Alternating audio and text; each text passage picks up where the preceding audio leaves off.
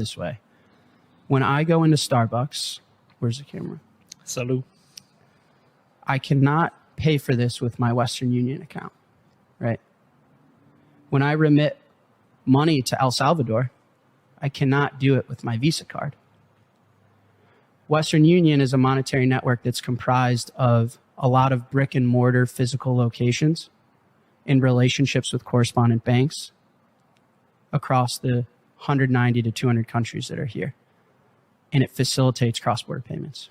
Visa, contrary, is a monetary network that consists of 70 to 80 million merchants, and it helps facilitate commerce between the issuing side, the one paying, and the acquiring side, the one receiving the payment.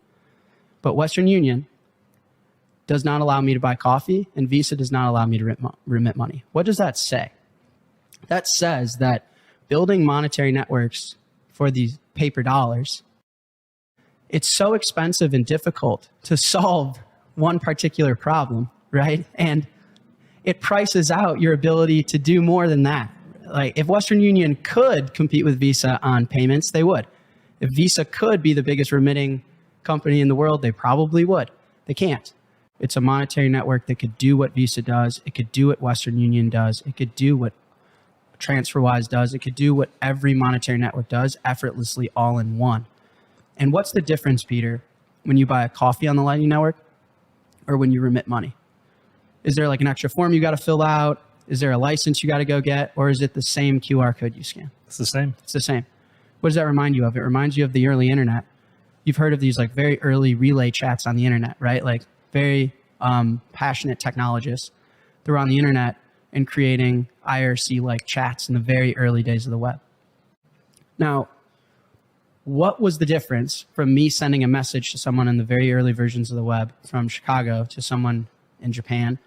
What's the difference between that communication being a tweet or a news publication or an Instagram post or a YouTube video, right?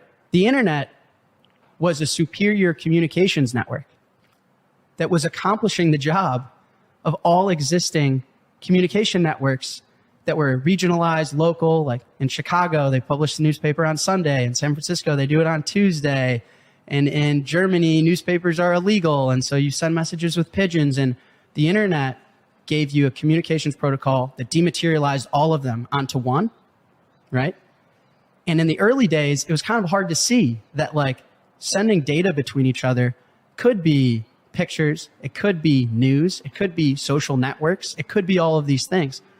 But it was a superior communication standard that was open and global. And open networks win for the network effects and economies of scale. I've talked about this before. And so what I'm saying is that Bitcoin and Lightning is the same for money. Me scanning a QR code to buy coffee, to remit money, to pay for an allowance, to stream to a podcaster, it's all the same standard. It's all Bolt 11, it's all HTLCs, it's all Bitcoin addresses, it's all one. It knows no relative network to the specific job at hand. And so here's what's really, really powerful. What did the internet do to the communications industry? It dematerialized it. What I mean by that is it took the value in these local, bifurcated, closed communication networks like publishers, newspaper, paper boys, right? The pigeon networks that were flying the notes that the pigeons would spit out at your windowsill. And that value that lived, like here's the pigeon network, here's the newspaper network, right? And it leaked all onto one standard, one network. All that value came onto one. And then the winners on top of the new standard were those that developed the best experience.